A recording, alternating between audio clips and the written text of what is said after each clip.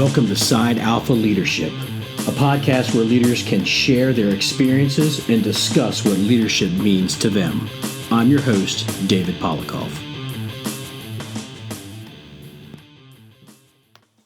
Hello and welcome to this month's Side Alpha Leadership. I'm your host, David Polikoff. On the phone today, I have the pleasure of having Steve Prziborowski.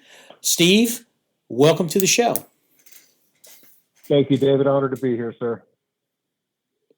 So, Steve, for those that don't know you, you've done a lot in the fire engineering world, articles, written a book. We'll talk about that here in a few minutes. I've seen you at FDIC several times. I actually got to spend a little bit of time with you this past FDIC in April, which was a pretty good time, and through our mutual friend Dave McGlynn, got to have lunch and figured this is the kind of guy that I'd like to have on the show. He seems like you have a lot of interesting stuff going on. I've been following you on Facebook a little bit. It looks like you were doing, first of all, I saw you at a metal concert, so I'm like, you really had my interest at that point. I'm truly into metal music. People that know me know that. That's how they know I'm in the office, because I usually have my Spotify playing pretty loud. And But you've been in a couple of baseball stadiums, which is also kind of cool. So without me rambling on like I tend to do, tell the audience a little bit about yourself, some of the stuff you've done, where you're from, what you did as your occupation, and then talk a little bit about the book that you wrote, and then we'll kind of move into the show from there. Well, awesome, David. Again, thanks for the opportunity. Born and raised in the San Francisco Bay Area. Moved down, born and raised actually in Oakland, across the bay from San Francisco. And when I was going through high school, junior high school, elementary school, I was one of those kids that always wanted to be a firefighter. I grew up with a fire station, San Leandro Fire Station number 1, a couple blocks away from my house, and I always had that interest, like many other. I unfortunately didn't start till I was a little bit later in life, but when I graduated high school, I still had the thought in mind about becoming a firefighter, but I went off to Cal State Hayward to get my 4-year in business, which took me about 6.5 years, because I was on the leisure plan, taking up more time and space, as I joked about what I was majoring in. And it really wasn't until I was finished with my 4-year degree that I realized I got to get serious about becoming a firefighter, because at that point I think I was like 22, 23 years old, give or take. I was also working at CVS drugstore. It was Long's drugstores at the time, but CVS bought them out. So I was doing that. It was okay, having fun, like you joked about, metal concerts, rock concerts, ball games. But it wasn't until that point where I had some family friends that really piqued my interest that, you got to make this a career and go for it full time. So I went for it full time. It took me about 4.5 years to become a firefighter, testing all around the state, taking about 50 different tests. And I know that may be uncommon for some, because some maybe get higher on the first test, some first few tests. But back in the early 90s in the San Francisco Bay Area, it was very challenging to get hired, and just a lot of applicants. I mean, unlike today where there's not a lot of applicants, it seems like in any department applying these days, which is sad, but those thousands of people for usually a couple of jobs. So while I was doing that, I was also getting my 2-year degree done in fire technology, getting my EMT, getting my Firefighter 1 Academy taken care of, going to paramedic school. And during that 4.5 years of testing, I was also, I was a volunteer firefighter, as an explorer with the city of Alameda, student firefighter with the Oakland Fire Department, sophomore fire with Oakland, sort of like Detroit West at the time. Now it's not as much fire activity, but I saw a lot of fire in a 1.5 years there as a student. Was a part-time paid call firefighter up in Elk Grove, just south of Sacramento, and then Santa Clara County Fire offered me the job. And I was very fortunate to spend almost 27 years there, recently retiring about it at the end of 2021. I spent about 5 years as a firefighter, engineer, paramedic, and then about another, I think, 6 years as a captain. And then I was a battalion chief for about 7 years. And then the last 10 years of my career, I was a deputy chief overseeing training division, and then the operations division, and the administration division, and then back to training. So training's always been in my blood. And since I've retired, I'm still staying very active. Like you mentioned, we finally had a chance to meet at FDIC. I've been fortunate to be presenting classes at FDIC since I think 2009. Just literally last night, submitted proposals for next year's FDIC with my fingers crossed. I was trying to dot my I's and cross my T's there. because I just love FDIC and everything it's about. So I was one of those people that at a young age realized I wanted to be a firefighter, but also want to be involved with it, writing, speaking. And I was very fortunate about the time I got hired as a firefighter back in '95 with Santa Clara County Fire that I also got a position at the community college, Chabot College in Hayward, which is right between Oakland and San Jose here. And I got a position just as like a volunteer skills instructor for EMT because I was finished with EMT, and they're like, "Hey, can you help out?" Sure. And then of course that led to some more part-time stuff, volunteer stuff with the paramedic program, the firefighter academy, and it actually led to a part-time position overseeing the EMT program. And then I had a chance to run the fire technology program for about 5 years, about 20 years ago in the early 2000s. Great experience. And I'm still there teaching to this day, every Monday night, teaching the intro to fire class, which is great because you get the young, hungry, wannabe firefighters that are, 18 to years old that really are excited, which is awesome.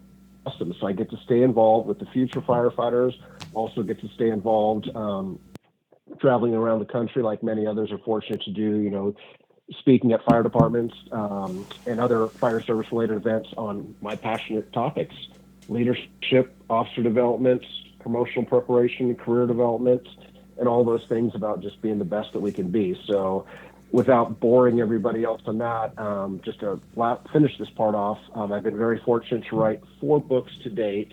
My first 3 books were published about 10 years ago, still available off my website.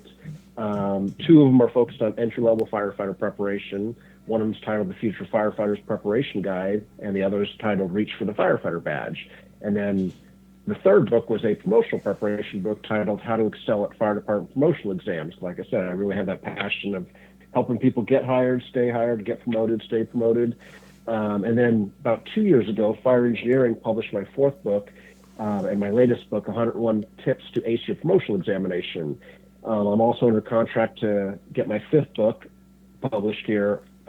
This one will be through Fire Engineering as well. The first 3 were self-published, but 101 Tips and Courage Under Fire Leadership will be my next book, hopefully coming out sometime before FDIC 2024 if all goes well. We're just trying to put the final touches on that. I'm waiting to hear back there.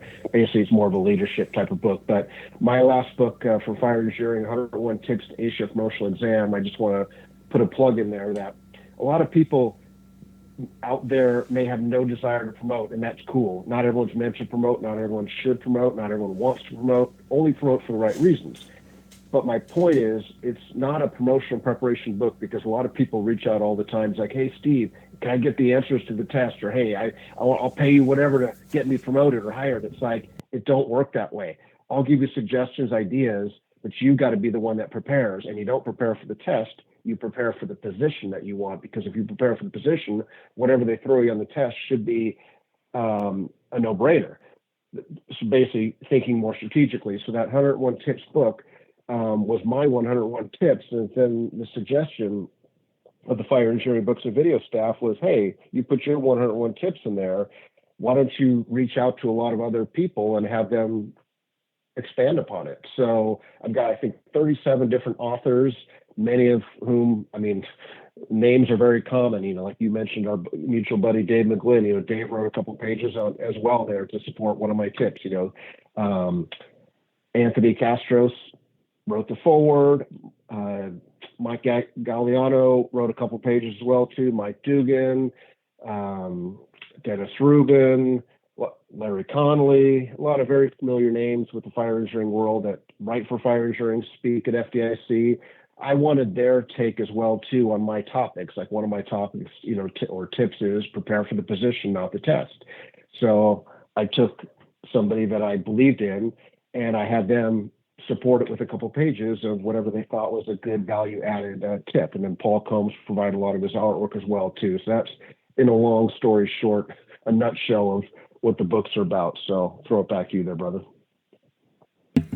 Yeah, that and we've had several shows where we talked about promotion. The last show I did was with talking about police and fire activity and how they work together. But a couple of shows that I've had throughout the actually probably about 3 or 4 shows that I've had throughout the history of this podcast, we've talked about promotional assessment centers and things like that. Now, I'm a firm believer that somebody helped me get to where I am, where I got before I retired from Montgomery County.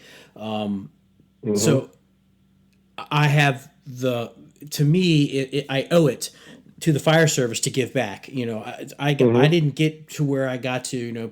I got promoted through the ranks. I retired as a battalion chief in Montgomery County, but I had people help me Uh-huh. along the way. So to me, you have to give back to the fire service, especially if you want. They say you want the fire service, you want to leave it better than you found Hmm. it. And what better way to leave the fire service as a better place is to get those guys and gals that would be good officers and good leaders in the organization, to give them the advice and information about taking assessment centers and things that they're looking for. And it's funny that you mentioned, people say like, hey, give me the answers, or, how do I do this on the assessment center? How do I pass this? Give me the answers to the in basket. And I tell people, and I've had Anthony Castros on here and we talked about succession planning and things like that. Uh-huh. But I tell people, I said, you can't really study like a math test to study for an assessment center. You have to know the position, and you have to know what the position entails. You have to know how to Yep. talk to people. You have to know how to write. You have to know how to problem solve, critical thinking. I said that's not stuff that I can give you an answer for. That's something that's built through as you move through the years in the fire service. So I tell people, I said, when it comes to an assessment center, I said, you need to educate yourself on what an assessment center is and what they're looking for. And they're basically grading you on, 8 different dimensions, 7 at one time. Yep. If you're doing a written, then they're doing the dimensions plus writing. And if they're doing the orals, or you're doing some type of performing, then they're doing the oral, and written's not part of that. I said, but you have to know the aspects of the assessment center. They're looking for problem solving, they're looking for decision making, they're looking for sensitivity, they're looking for you to be that position and act as if you were in that position. And act's not a good word, but to put Right. yourself in the role that you are testing for. And I have people still call me to this day. I just had 6 or 7 people from Montgomery County say, hey, would you mind doing a Zoom class on assessment centers and just walk me through Hmm. some stuff? And I have a little PowerPoint that I share with them. It just tells them Nice. what an assessment center is. What is sensitivity? It's not just putting your arm around somebody and whispering in their ear. It's more about empathy as opposed to sympathy. But it's funny because once people kind of realize that, oh, it's not a test like you're taking a civil service exam to get hired, Right. or your test that you're taking to become a technician because you want to drive a fire engine, so you're not taking a pumps test. It's more Uh-huh. of a test based on your behaviors, and that's what they're grading you on. And so the fact that you're putting out literature like that is phenomenal, because people that have never taken an assessment center before, they have no idea what to expect. My first assessment center was for lieutenant, and I had no idea what to, Uh-huh. to expect. I was fortunate that the problem solving stuff that we had to do, it was just basically talking to role players and try to find out what the issue was, and then use your resources to help them navigate whatever issue they're having. So I was fortunate enough to pass the lieutenant's test. But when it came to the captain, I'm like, I really need to get more educated on this. And I actually talked to a guy that wrote a book on assessment centers, and actually had him cut. He flew from San Diego and just Oh, had nice. a 1 day class, and we paid him. And I had like 15 people in the class, and I think all 15 people passed the assessment center. Now, a lot of people say, well, you're shooting yourself in the foot. You're giving people the same information you have. But at the end of the day, it's about making the fire service good. And, you passing Exactly. on that knowledge to help people get promoted. The people that seek you out and want to learn, those are the people that you want to get promoted. Those are the people that are going that extra mile to get promoted. So I applaud you for that. And the same thing, one of the things you talked about, the competition on getting hired. I got hired back in the mid 80s, and Hmm. it was at a time where we weren't a county fire department. We were employed by the individual corporations, and we were lucky if they were Mm. doing 5 or 6 hires a year. And when I say 5 or 6, that's 5 or 6 people a year. So it Hmm. took me a year to get hired, and I was a volunteer in the county, a high school cadet. I had all my classes. I was on the pre-select list, but it still took me a year, which is pretty good. I got hired when I was 18 years old, the tail end of my 18th year, and I was just fortunate. And then when we went county, they would advertise for a test, and you would have thousands of people sign up to take this test. And now I retired from Montgomery County. I work in Frederick County, Maryland now as an assistant chief, and we've had three back-to-back hirings, or we've opened up the application process, and we're lucky if we can get 300 or 400 people apply. And it's just, Yeah. to me, I don't understand, what is why is it not attractive anymore to do this job? And how come we're not getting the numbers? And it's not just Frederick, it's Howard County, Montgomery County, like the Washington Hmm. metropolitan area. They're seeing a huge decline in applicants. And, firefighters are one of the most, if not the most, respected job in the world, next to nurses. And I have to say that because my wife's a nurse. But I don't understand why we're having such a hard time attracting new people. It's maybe you can shed some light on that before we move into our next topic. But I don't know how do you crack that riddle. Well, it's a question I get asked all the time, and everyone thinks it's a local problem to their area. I mean, when I got hired, like I mentioned, and when you mentioned you got hired, the same thing. There's hundreds, thousands of applicants competing for a few jobs. And then as time went by, we've both probably heard the challenges that volunteer organizations have had nationwide. Well, where we stand today is the volunteer organizations have an extremely challenging time for a number of reasons, just because, then that's a whole other issue in itself. But even just for the career end of things, um, it's it, it's hard because when you look at people our age, when we got into this and why we wanted to get into this, and then you try to put yourself as maybe someone that's 17, 18 today in high school, maybe in college, or maybe even in junior high school looking for the future, it's hard to put words in other people's mouths, but at least from the feedback I've gotten from younger folks, because it's a big concern. And I've tried to talk to some of the students, and we're not even seeing the numbers at the college. I mean, I used to have a classroom.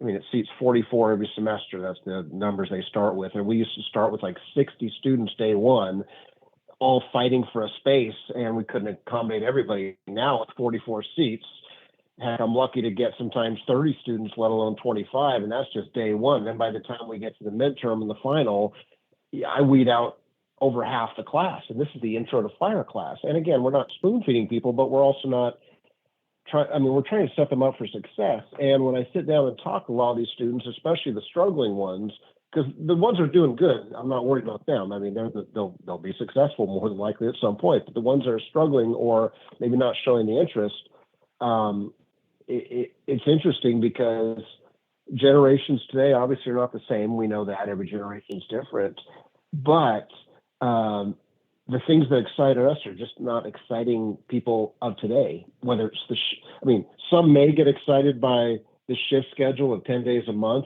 but that doesn't I mean, that excited me. Hey, 10 days on, 20 days off a month, give or take. I got excited by, hey, probably a lot of chance for overtime. Perfect. Help pay for my remodel of my house 20 some years ago. But people today have different values, different motivators, different things that inspire them. And obviously money isn't everything. This schedule, heck, to some people just being set with a set, whether it's a 1 on 2 off or a Kelly schedule, a 3-4 or a 2 on 4 off, whatever the schedule is, 48 on or 72 straight on before you get days off. That is not exciting to some people. So you throw that in the mix, and the whole concept of, serving, whether it's serving your community, serving your fellow human beings, working as a civil servant, those values, and I don't take this the wrong way, and I don't want anyone to take this the wrong way. I'm not saying the folks, the younger generations today don't give a shit about it. I think they do give a shit about things. It's just different things than maybe we gave a shit about. And they just have a different focus and drive than we did. So I think the recruitment issue for volunteer and career departments, small and big, is going to be around. It's not going to get any better. We've got to get very unique in how we try to get people, that not just get them to apply, but get them to apply, get them to pass, not just pass, bare minimum. We don't want to lower the bar and just accept bare minimum, but also excel, because getting on the job, I was excited to get into a career that I could do 30 years in, and I've been in the fire service for, I think, going on 31, 32 years in various capacities. But talking to younger people today, they're not excited about a same career for, or God forbid, same employer for 30, 35 years. It's sometimes one and done, try something different. So I think there's so many different competing interests. We could talk days on that subject and still not even scratch the surface. But I think, long story short, it's an issue that we're all going to deal with. If we're not dealing with it now, we will be soon. And we're going to have to get very creative versus just posting on the internet, on the social media sites, hey, we're accepting firefighter applicants. And I think another part of the problem is, I like to go down rabbit holes, is I was watching a local department around here and around the San Francisco Bay Area. It's a very metropolitan area, and it doesn't burn. I mean, there's not a lot of fire activity. Even San Francisco, Oakland, San Jose, the big three cities, the Bay Area, they don't get that much fire. They run medical calls mostly, like most departments. So there's not a lot of fire activity. But then you look at these recruitment videos: fight fire, kick ass, take names, save lives, which is all bitching, because I think that's why we all got on the jobs years ago. Most of us did, to fight fires, save lives, and help others.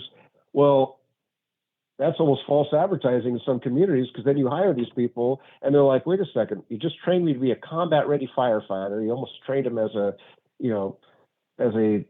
Navy SEAL, not to that level, not trying to be disrespectful for anyone that's been through that training, because I couldn't even imagine I wouldn't be able to pass it all. But I'm saying we almost train them to that level, but then we expect them to be, Peace Corps employees in some departments, where it's like, well, we're running medical calls, you're holding hands, we're going to fire alarms, going to accidents on occasion, or you may get to see fire once every now and then. And it's not a lot of excitement that they maybe were built, that they're maybe told it would be when they watch these recruitment videos or they look at these highlights. It's a lot of just routine stuff in some departments. So it's a whole challenging issue that I think is going to get, I don't want to say get worse before it gets better, but it's going to be a challenge for all of us to get good people that can be a good fit for our respective organizations. Yeah, I agree with everything that you said, and I started off as a volunteer, and I still volunteer to this day. I started off as a junior member when I was 12 years old, and third generation. So full disclosure, my grandfather, my dad, now me. So it's kind of like the family business. But Nice. I try to get into, and it's hard to get into the heads of the younger generation. And I have a son and a daughter, and they both came through the junior program at my volunteer house. They got their service hours, and they really enjoyed putting the gear on and the tools and learning all that stuff. But they had no desire to want to do it for a career, and I was okay with that. I was not going to push, the family business on them if they didn't want to do it. That's not the type of firefighter that you want on the job. Somebody that was pushed into it, or somebody that didn't have any other choice or whatever, but that's not what they really want to do because their heart's not going to be into it. But just looking at the big picture, and where I work now in Frederick, I'm the assistant chief. I'm a career chief, but I'm assistant chief of volunteer services. So myself and the deputy chief of volunteer services, our responsibility is advocacy for the volunteer corporations. And there's like 1,500 volunteers in Frederick. Out of that, about close to 600 are active. The rest are administrative and things like that. But, trying to attract volunteers to come in, there's a whole myriad of reasons why it's difficult.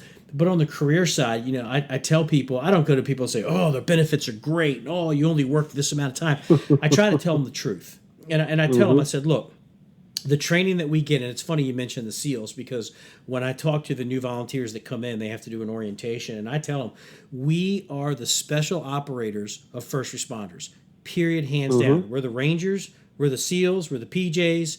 That's who we are. When things go bad in the civil service world, they call 911. They don't call the Army. They don't call the Navy. They call 911. We have to go there with limited information and the tools that we carry on the apparatus to solve whatever predicament that citizens get in. And that's where you're going to have to start engaging your mind, that creative thinking, those critical thinking skills. So it's not the same every day, even in organizations that aren't busy, like the suburbs or the bedroom communities. You have your peak hours, but then it's quiet. Okay. But there's always something to do, whether it's training. But the biggest thing that I tell people, I said, not only will we be the special operators of the civil servants, I said, the training that we get in the United States, hands down, is the best fire training in the world, in my opinion. And we see that when we go to FDIC. That's the reason why you have people from all over the world come to Indianapolis to train, hands down. So I tell people that want to or thinking about the fire service, and I tell them, I said, you have a sense of belonging. I said, think of it as a gang, except we don't break the law anymore. We are a organized gang of like-minded individuals with type A personalities that want to go to fires, go to medical calls if you're a paramedic, the trauma calls, all that stuff to really test your skills. And every day you come to work, it's different. Even if you don't run a call for 24 hours, you're hanging out with your second family that will be your second family for the rest of your life. If you work a 24-48 shift, a third of your life is spent at work. And then I tell people, I said, here's the dirty little secret of firefighting. Most organizations in the metropolitan areas outside big cities, you're going to be making, out of the academy, almost $55,000 a year. And here's the secret. You get paid to sleep. You get paid to eat. You get paid if you don't run any calls. And you're coming out with a GED or a high school diploma. And here's the next best thing about the fire service, besides the camaraderie. We get decent pay. We have good benefits. They'll pay for your college. They'll pay for you. If you get accepted in a university, obviously you can't go full-time, but the classes that you take, they're going to pay for. You're going to be reimbursed. So you're going to get a great education while you're getting paid to do your job, and they're going to pay for your college. So, that's on the career side. Then I tell these young prospective volunteers, I said, hey, here's the thing. We have a length of service award program in the state of Maryland. So after you do 25 years, you get a stipend for the rest of your life every month. It's not a lot, but it's it can be up to $500-600 a month. It's a car payment for the rest of your life. That's after you put 25 years of active service in. On top of that, they're going to pay for your college. Hey, you're 18 years old. You want to move out of the house, but you don't have any money to buy a house? Bam, you live at the firehouse for free. Your rent is to run calls. And hey, you wanted to be a volunteer anyway to run calls, so it's a bonus. Your meals are usually paid for. Where else can you get top-notch good food for $5? I mean, think about it. So there's so many things that should attract people to the fire service, and that's what I try to tell them. I try to get real with them. It's not all about the money. You're not going to the fire service to make $1 million, but you're definitely going to be able to have a comfortable life and eventually start a family, have a nice house in a decent neighborhood. And on top of that, the life skills that you carry by the training that you get will teach you how to think differently. It's going to teach you how to look at situations differently. And you're not even going to flinch when something happens because you're going to run towards that emergency to fix it where everybody else is running away. It sounds like a cliche, but we know it's true. We get that training. We can spring into action. We know what to do. It's instinctive. And at the end of the class, I want people to just like, yep, I want to do this. And even if I only get you as a volunteer for 2 or 3 years and you decide you want to do it for a career, I got 2 or 3 years out of you as a volunteer, and we work on the next group of people that come through. So it still floors me how we can't get these people to come and take tests. And we're not going to lower our standards just to get a lower standard of firefighter, because we owe it to ourselves and we owe it to the citizens that we're supposed to protect to give them the best when they come to your door.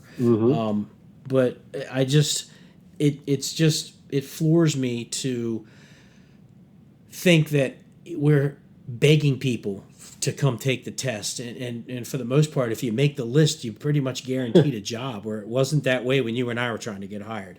But again, it's, it's hard for me to wrap my mind around it, that why we just can't get people to want to do this for a living, and especially in the Washington metropolitan area, in the Baltimore, Washington metropolitan area, make good money, just like they do in California. Now, it's a little more expensive to live in California, but there's you make decent money doing the job.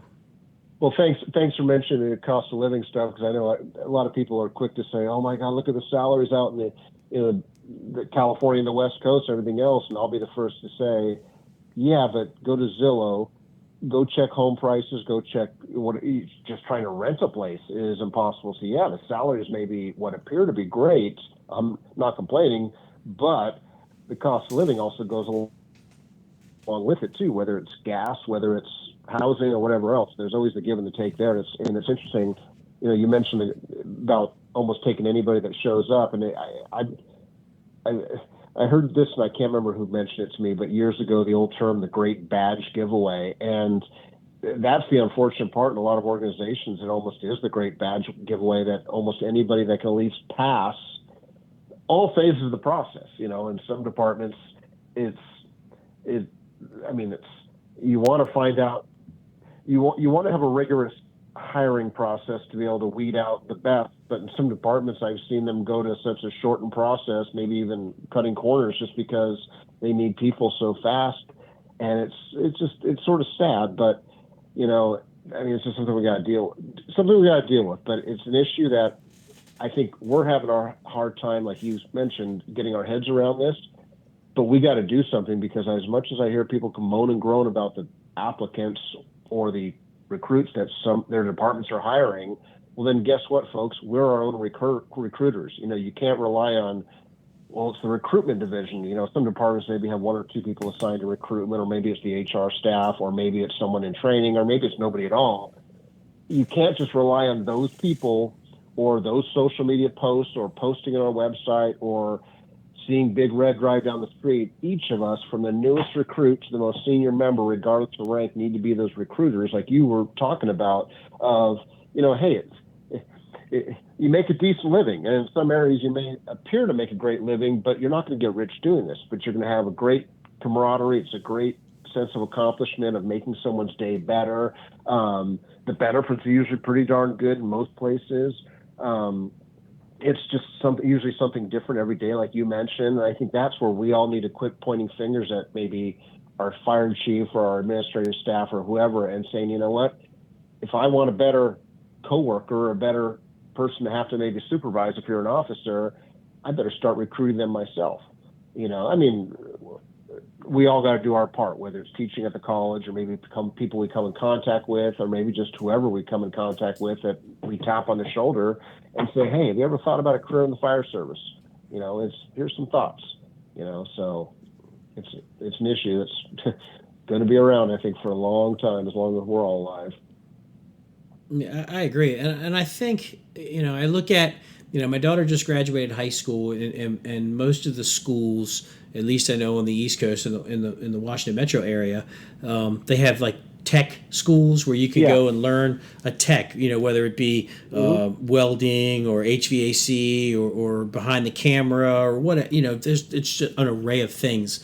And we as a society have made this technical, labor job so taboo that nobody, that's beneath us and all that. I'm gonna tell you right now, most college degrees aren't worth the paper that they're written on.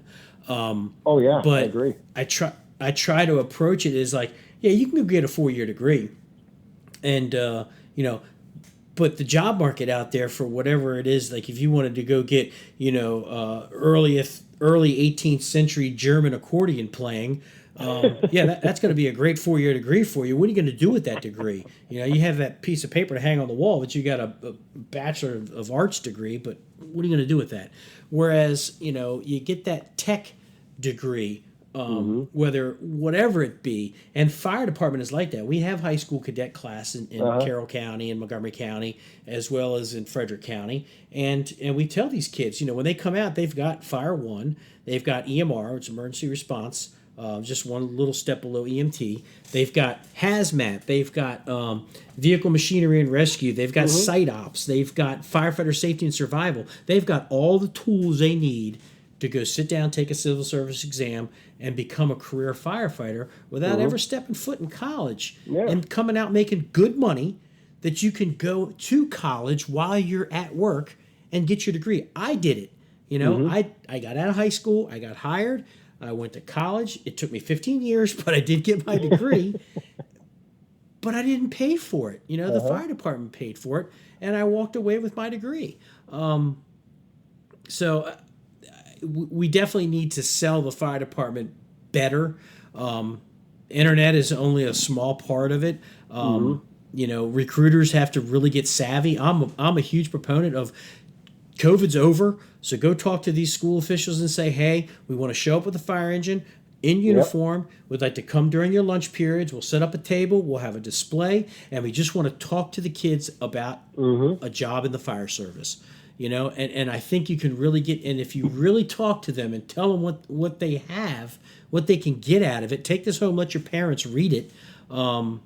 You might have something out of it, or come join the cadet program, and Yeah. you'll get to see what the fire service is. And I tell people, become a volunteer, see what it's all about, and if you say like, this is really cool, now you can go get a career job, as opposed to just trying to get a career job thinking maybe I'll like it, Mm-hmm. and then you do a year and then you're gone.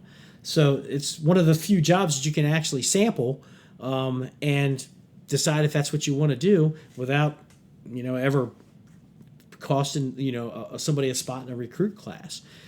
But anyway, that's a whole, like you said, it's a rabbit hole, but it is something that I've been thinking about a lot of, how do we attract volunteers? How do we attract, career applicants? But moving on a little bit, we did talk a little bit about, taking the assessment center. I want to talk a little bit about officer development. Mm-hmm. One of the topics that we hit quite a bit on the show, and I've said it all along, and I don't hide it. I don't think we, as a fire service, do a really good job preparing our officers or our firefighters to become officers.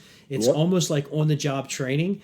And that's okay if you work in a cubicle and you're learning how to do finances and numbers and things like that. But when you're doing Mm-hmm. on-the-job training and you've got, 3 people behind you counting on you to make good decisions with limited information, that has to be front loaded before you ever put that white helmet on, or whatever color helmet you are as a lieutenant, and sit in that right front seat making tactical decisions long before that chief gets there. I always use the military as an example. I know that they send their soldiers to school to learn how to be corporals, the sergeants, the non-commissioned type officers. If they get their college degree or they get recommended for officer candidate school, they're going to school learning how to lead soldiers, whether it be in peacetime or in battle. They give them the tools to go out there, and then it's kind of on the job training, learning from your older non-commissioned officers that have been around. That whole humility thing. But let's talk a bit about officer development and how do you see it, and what have you seen that's been some successes, and then how do you develop that, or how would you like to see it developed? Well, it's interesting you mentioned that, because I wish there was one fire department that I could put my finger on and say that's the gold standard, meaning they do it from soup to nuts perfectly. And I think it's probably one of the biggest areas that if you were to poll every firefighter around the country, maybe not the firefighter, but people within the fire department of different ranks, but also different areas, different departments, about what they could be improving upon. And you're probably going to hear that answer of doing a better job of preparing our officers. So I think most of us do a pretty good job of preparing firefighters, meaning we bring them on board. They either have to have their firefighter 1 or 2 before they get hired. We put them through some type of academy, or even if they don't have their firefighter 1 or 2, we put them through some type of academy. Most departments usually push people or require them to get their firefighter 1 and 2, all the basic training before they go on a fire insurance truck company, which is good because they get the basics. But then where the breakdown usually occurs is, okay, someone's been on the job for whatever, a couple of years, and now they're eligible to maybe take whatever, the driver test, the company officer test, whatever it is, because they have whatever time and rank, time and grade, meet whatever qualifications, if any. And then it's almost like a whole foreign language exercise, because it's like, okay, I want to be, say, an engineer now. Well, you were trained to be a firefighter and your department did a good job preparing you for the most part.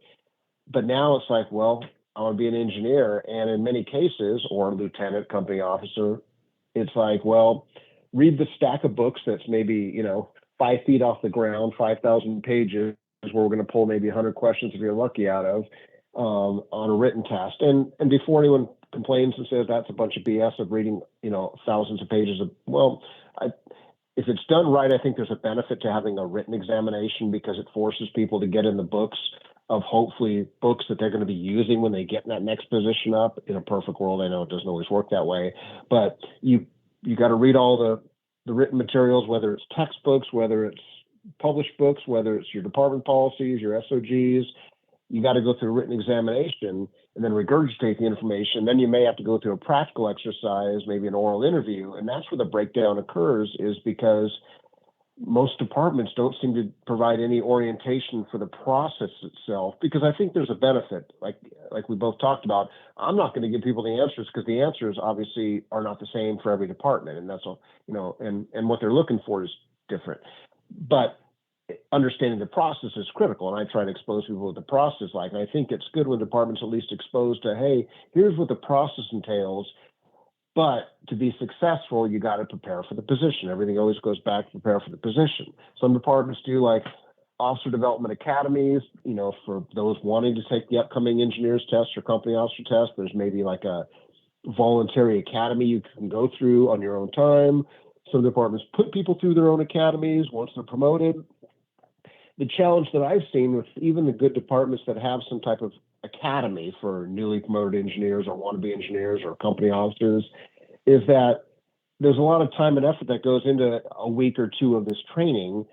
Sometimes good instructors, good curriculum, hands-on classroom stuff of what to expect and how to be successful in the position, but that's where it stops, if at all. I mean, some departments don't even do those things. It's like, hey, here's the badge, don't screw it up, kid. Okay, I won't, I'll do my best. Well, even with a 2-week academy or 1-week academy, that's great. But then what happens after that? Because some of the best guidance that I give people for preparation for a position is, get your training in the position, get your education. But there's also things known as mentorship that is free. It just requires time on your end and somebody else's time, because some of the best training doesn't cost any money at all. It's through mentorship, finding those people that are in the position that you aspire to, that have gone through the school of hard knocks, that can share their lessons, not just your current boss, because obviously hopefully you can glean off your current boss, but also other people. Build your network of different people that you can hopefully branch out upon, because your boss may have a lot of good advice, but only unique to them. And maybe they haven't gotten out much, or maybe they have not so good advice. I mean, we all have good and bad bosses.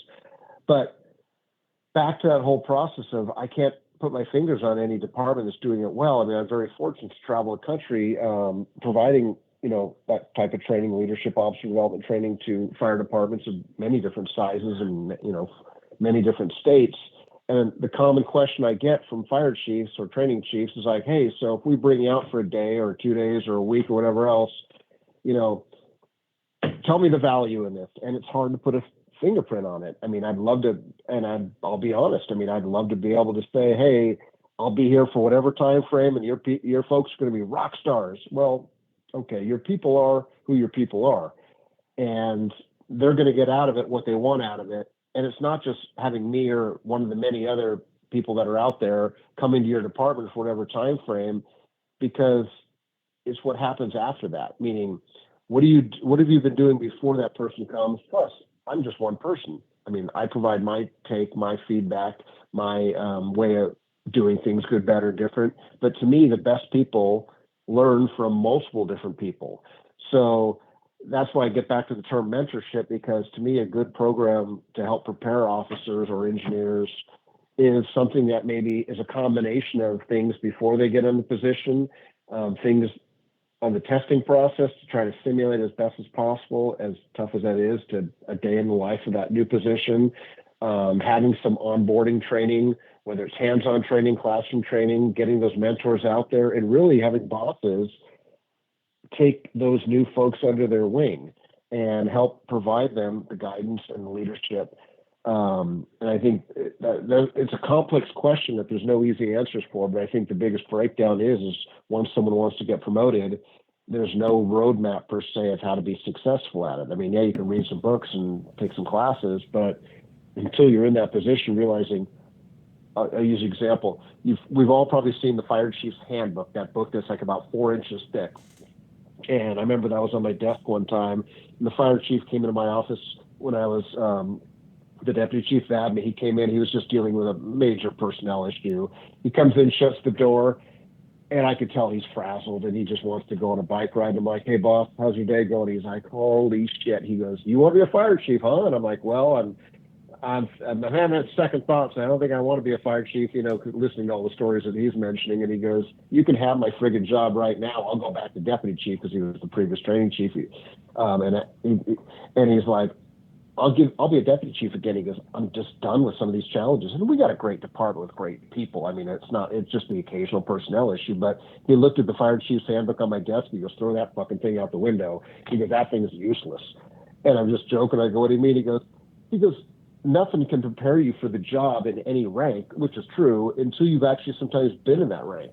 You can have the best training, the best education, read the best books, magazines, articles, go to the best classes, have the best mentors, but you're always going to get those curveballs or crap sandwiches thrown at you that, never heard that one before. Let me think how I'm going to handle that one. So that's the ongoing challenge. But the key is recognizing it, and it's a two-edged sword, meaning you as the individual cannot rely on your department to give you everything you need for that next position, and the departments cannot rely on the individual to be as prepared as they can be. It's a two-way street, meaning the individual has to be as prepared as they can be for what they think they're getting into, by taking the time, the energy, spending the money, and doing what they can to be prepared.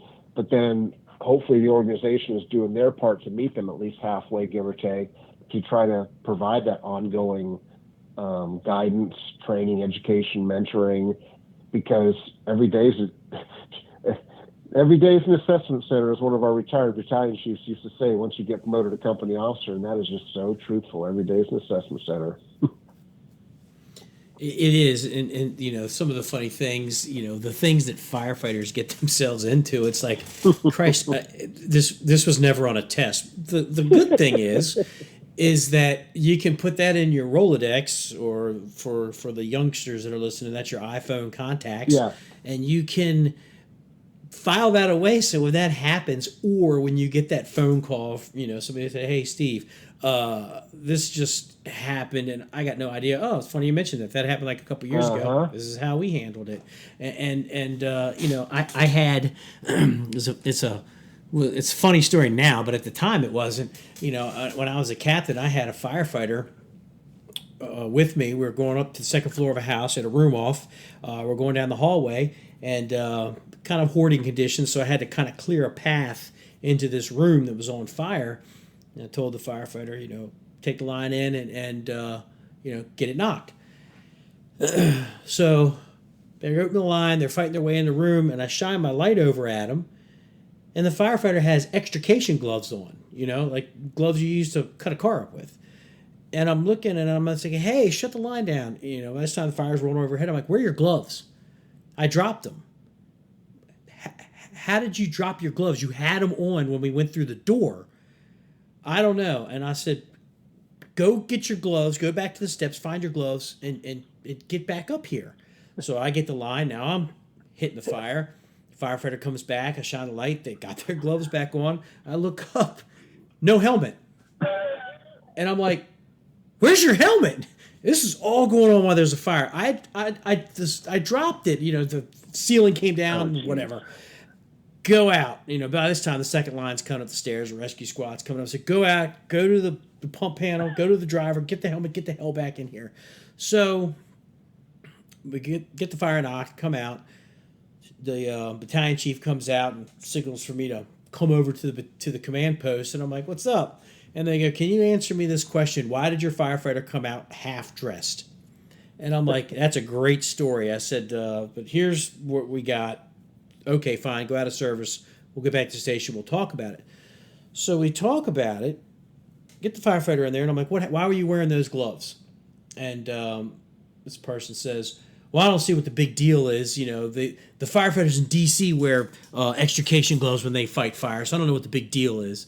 And I'm like, that's not true, and I don't care if that's what they wear in D.C., but that's not how you're taught. You don't wear, extrication gloves, which aren't rated for fire, in a fire."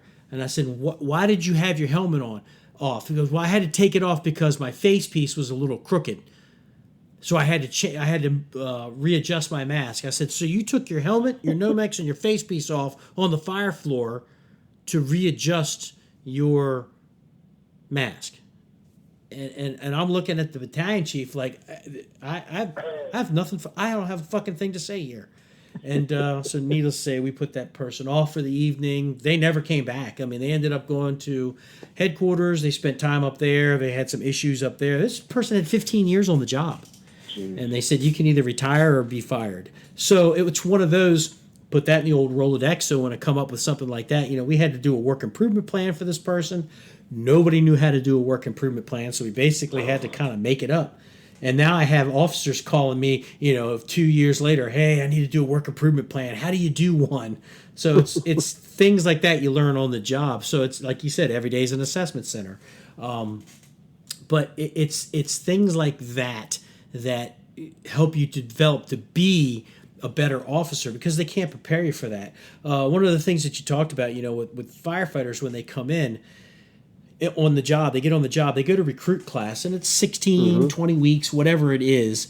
And I tell these recruits when they come out, I said, don't let this be the best training that you ever got.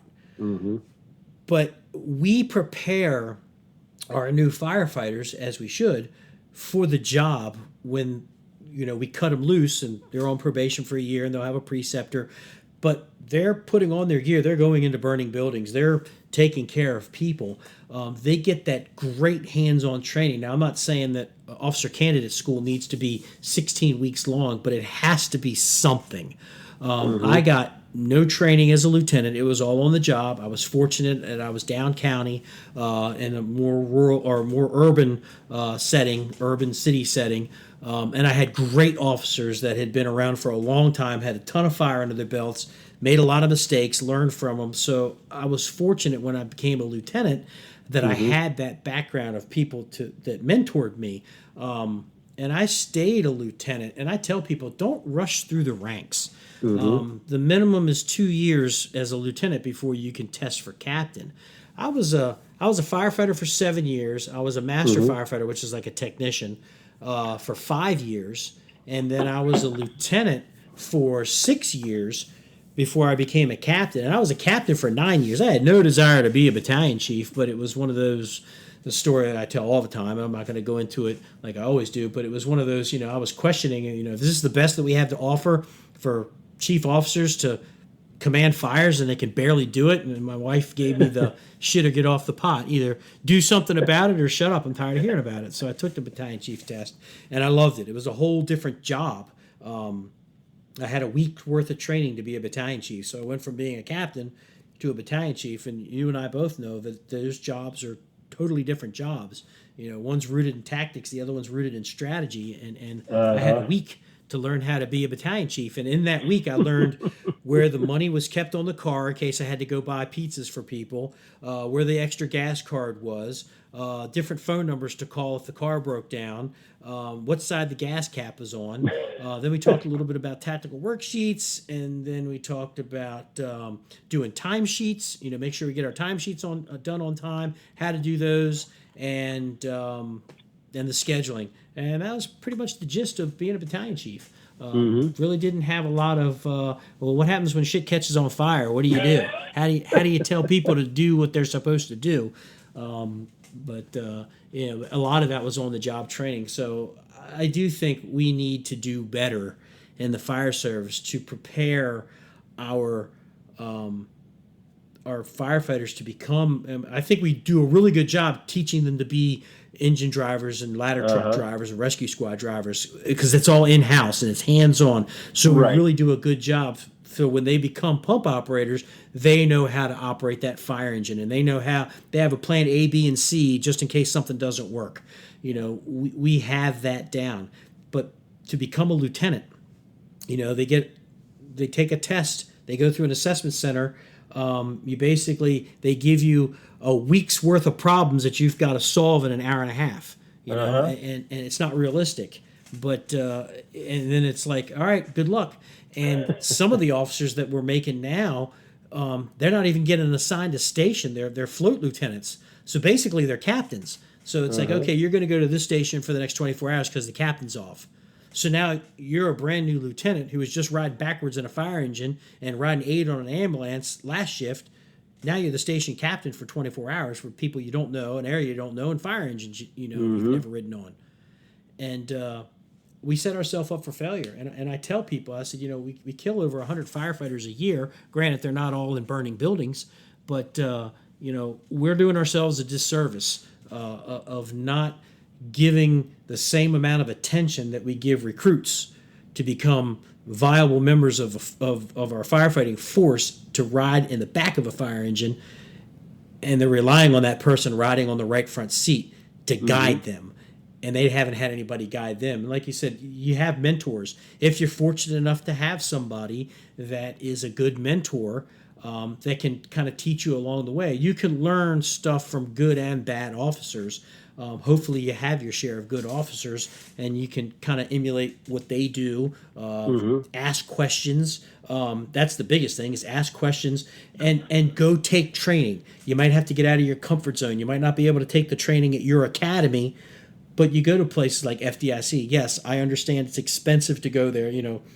You and I are fortunate enough that we teach there, so we kind of have an in. But we worked ourselves to get to that position. We used to have to pay to go to FDIC. Now we go to FDIC, we teach, and then we're allowed to kind of drop in on classes and kind of Mm-hmm.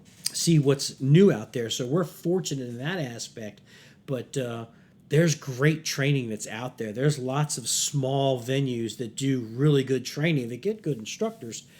Get out of your comfort zone and go get training, because you're only going to get a limited amount with the budget that you have in the fire service, whether it's overtime, training, or whatever, to be able to get those skills to become decent decision makers and good officers. So I'm going to throw it back to you.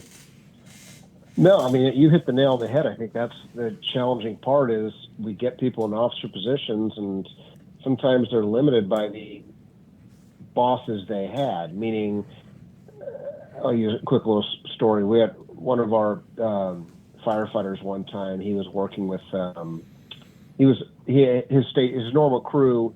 His captain was a good captain. His captain had no problem commanding an incident, doing the emergency scene stuff. It was all as we all know in the fire service, today's world, the emergency scene stuff is probably 5% of what we do in most departments, maybe 10%. Most departments, the majority of what you're doing is, dealing with people, dealing with calls that are maybe not the emergency scene. I mean, a high stress emergency scene. I mean, routine stuff that requires some challenges, but basic stuff, not advanced stuff, and dealing with people at the firehouse, dealing with people out in the field. And his captain was maybe not the most, his captain was perfect for customer service, meaning he took care of the customers perfectly. But when it came time to sometimes dealing with, say, administration and management, the command staff, this captain basically did not like the command staff. There was a chip on his shoulder, and I can't speak for why he had that chip, but it is what it is. But this firefighter working underneath this captain for years, I mean, they get along great.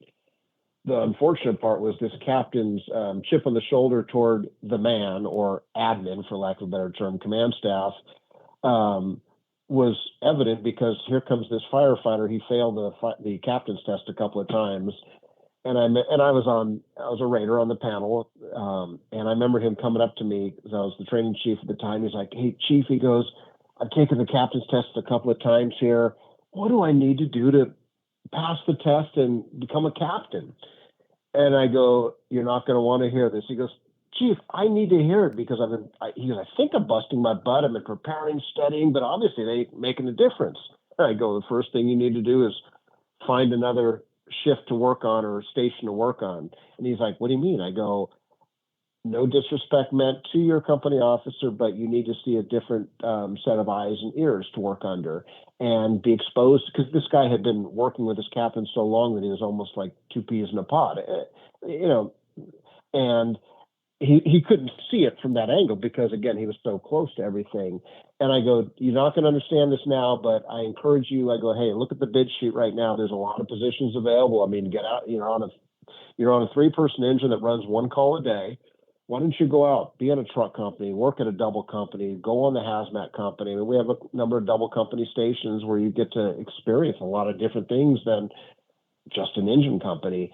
And he did that. I mean, not because of me, I'm saying, but I think he realized for a number of reasons it was time to bid a different spot, and he bid a different spot. And it was funny because fast forward, he passed the next captain's test, and he pulled me aside. He goes, "Hey, thanks for your help." Like, I really didn't do anything the other way. He goes, "No," he goes, "You were helpful in helping me see something I really was too close to see." He goes, "It wasn't until I bid out of my station and started working with other captains and seeing how other people work that, there's different ways to approach things. There's different ways to do things, to get things done and get along with people because like it or not, you don't have to agree with your chief be on best, you don't have to exchange holiday cards with your chiefs and be best friends with them, but you got to have a good working relationship. And that was one challenge that captain had was he couldn't even get down to at least a good working relationship in a respectful manner. And it was always fighting tooth and nail with the chief or anyone that was in that position, not just one chief. So sometimes it takes somebody else to tap you on the shoulder and say, hey, you know what? Have you thought about this? Have you considered this? Maybe get outside of your current, what you're viewing currently. But I think all of us, because this is something that I miss. I miss the recruits when they came out of the academy. I loved being the training chief, seeing them go through the academy because I got to experience them day to day. The training chief in our department doesn't run the academy. We have a training captain that runs the academy or a battalion chief, depending on how it's staffed, with dedicated training staff members. But I got to be there, training chief, as much as I wanted to. And I tried to expose all of them before they hit the line, the floor, the firehouses, that, you got a long career ahead of you. We're doing our best to get you prepared to ride on whatever rig that is outside there. But it is up to you to take career development and your personal development by the horns and not rely on others because you're going to have some great captains and chiefs you're going to work for. You're going to have some maybe marginal ones at best that are phoning in every day. And every department's got those folks, them. And you've got to be responsible for yourself. You have no desire to promote. That's cool. Just be the best damn firefighter you can be for the next umpteen years you're here serving us in the community. But if you do want to promote, that's fine too. But find your mentors. Don't rely on the department to do everything for you. We'll try our best, but there's no guarantee. And I think that's where all of us have that responsibility to take care of ourselves, to pass on knowledge like you shared earlier to others at all levels and be those resources for people because that's how we pass on lessons learned. And, because you can read a book all day, but if there's no context to the book of what you're reading, it's not going to make a difference.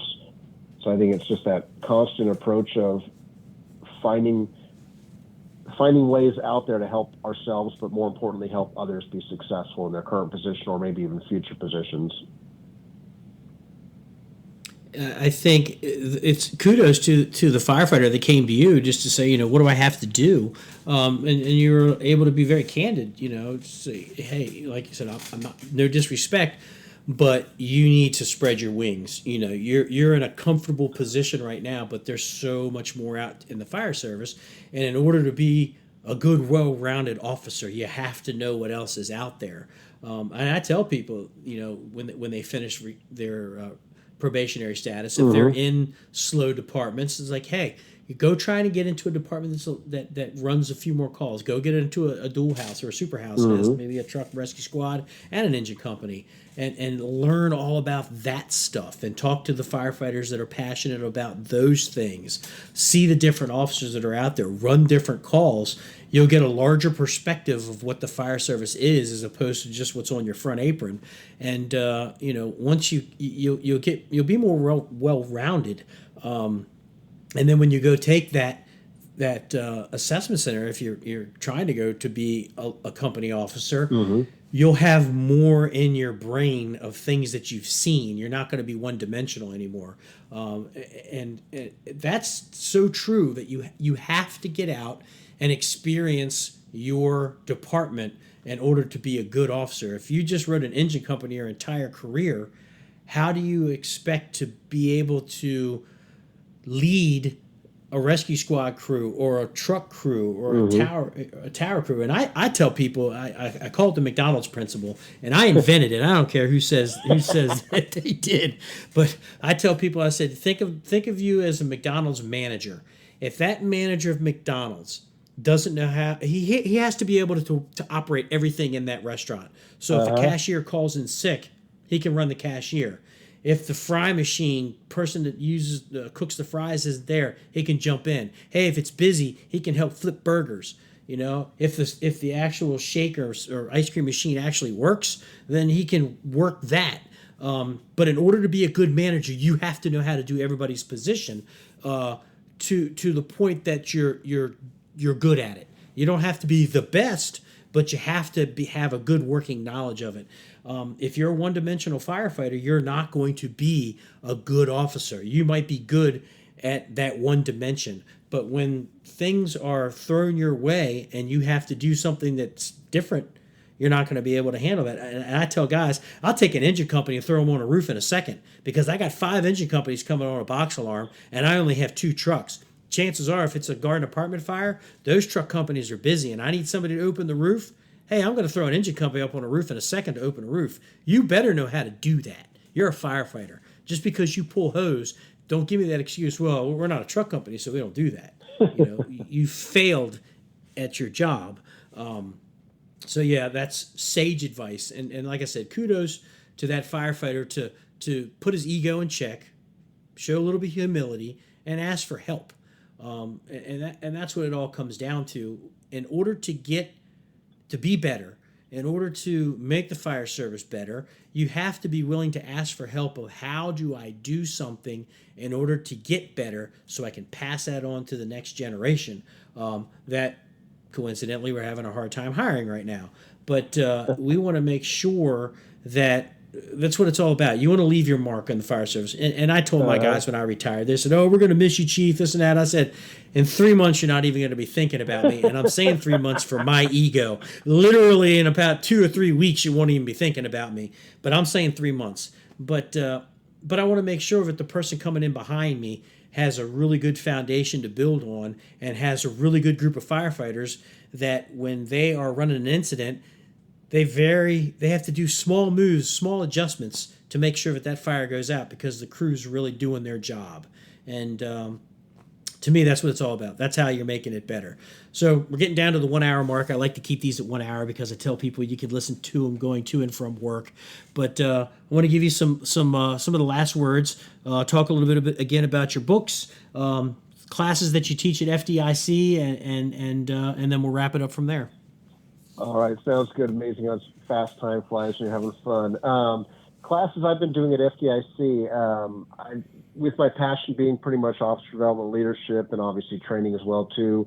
I started out my first classes with FDIC back in '09 were just training related, 101 different drills for the company officer, and then I was able to branch into really my passion of officer development. So my class this last year at FDIC was the 2023 company officer. Are you up for the challenge? Excuse me, 2023 fire officer, because I started out doing company officer specific stuff at FDIC, but then I branched out to the term fire officer because if you really think about it, like you talked about earlier, preparing for company officer, let alone preparing for chief officer, that's a whole challenge, 2 different jobs as well. But I try to lump in fire officer, meaning company officer and chief officer, to try to get a bigger audience.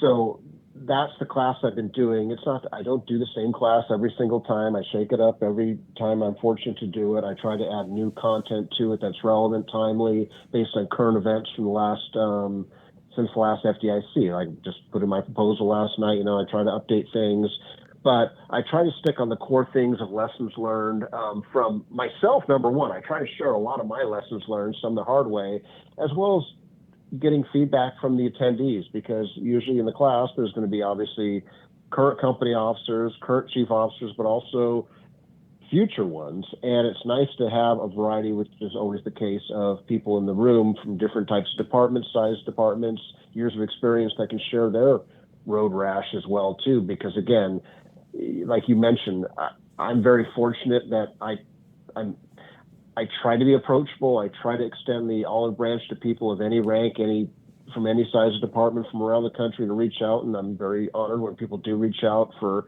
any type of advice, just my opinion, take it or leave it. But that's what I'm very passionate about, is being able to, try to help what I can others. So you got to take the bull by the horns. So that's been the class at FDIC. I've also been on occasion doing promotional preparation sessions at FDIC as well too. Just depends on whatever topic is selected for the year. Like for this next FDIC, I put in one promotional preparation class, and then obviously my fire officer development class too. So hoping one of the two gets picked, and hey, very fortunate, keep my fingers crossed, not taking anything for granted. But that's been what I've been focusing on at FDIC, is trying to make that unique for just officer development or promotional preparation, depending on what's been asked. And like you also said about my book, the 101 Tips to Ace Your Promotional Exam, has been out for about 2 years now.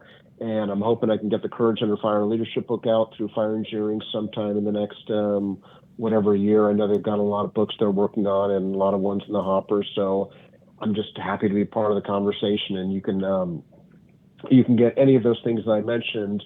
My books I self-published, as well as the Fire Engineering book.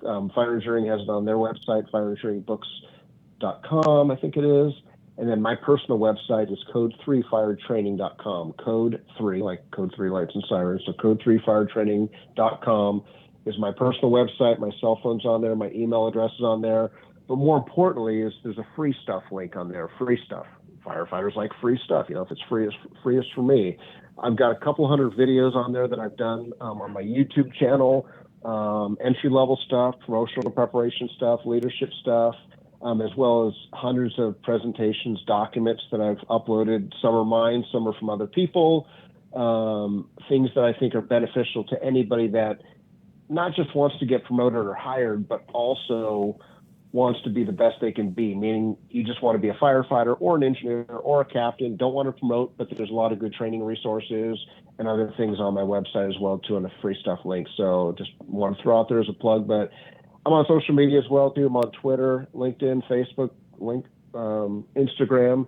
Feel free to connect with me, reach out. I'm serious. Reach out to me and ask me whenever you want to talk about heavy metal music. Perfect. You want to talk about sports? Great. You want to talk about promotional preparation? Shit, I'm good with that. You want me to come to your department? I'll do that too. But getting back to one thing, I just want to close this off with before letting you finish off what you want to talk about. Like I mentioned earlier, and you talked about, I'm not here to give people the answers. Why? Because every department, I can't give you the answers for your test because I don't know what's going to be on your test, but I can help you prepare. I had somebody recently reach out to me. It's like, hey, you got a lot of great stuff on your website. I've read a lot of your stuff, been to a class. Cut to the chase here. He goes, on your website, you've got like whatever, I think I have like 25 sample company officer and chief officer oral board questions. I didn't write the questions. They're just common questions that are out there in any line of, you can find them. Just Google them. No, they're not copyrighted because anyone can do them. But anyway, he goes, you've got all these great questions there. He goes, why don't you post the answers or suggested answers there? I go, because number one, if I did, then everyone would be using them and they wouldn't be unique. You've got to have answers that come from the heart that you can share from your past experience, your personal hardships. That's what's going to make you stand out during an oral interview and a promotional process, but especially the oral interview, is you being unique and you coming from the heart of why you want something, what you've done, your road rash. And he was pissed that I wouldn't give him the answers. And it was like, dude, because again, if I'm telling you here's the answers, then everyone's going to be using them, and that's the last thing you want to do is go into a process sounding like everybody else. So it is sort of funny that he was a little pissed that I didn't give him the answers. But no, it's if you want to do well in anything in life, you gotta immerse yourself in it and plan to be the best you can be once you get to that position that you aspire to. So I'll leave it at that. Awesome. Steve, it's been a pleasure and an honor having you on the show. I truly appreciate the time that you gave. Excellent stuff. And with that, we'll close out the show. And again, hopefully I'll be seeing you at FDIC. I don't see myself traveling to the West Coast anytime soon, but hopefully, again, I'll see you at FDIC. We'll break bread and have lunch again. Maybe even drag Dave McGlenn along. Who knows? But again, thanks for being on the show, and be seeing you soon. Thank you, brother. My pleasure. It's can't wait for the next FDIC, and look forward to hanging out with you for a bit as well too. Appreciate the opportunity. Take care, brother. All right, take care. All right.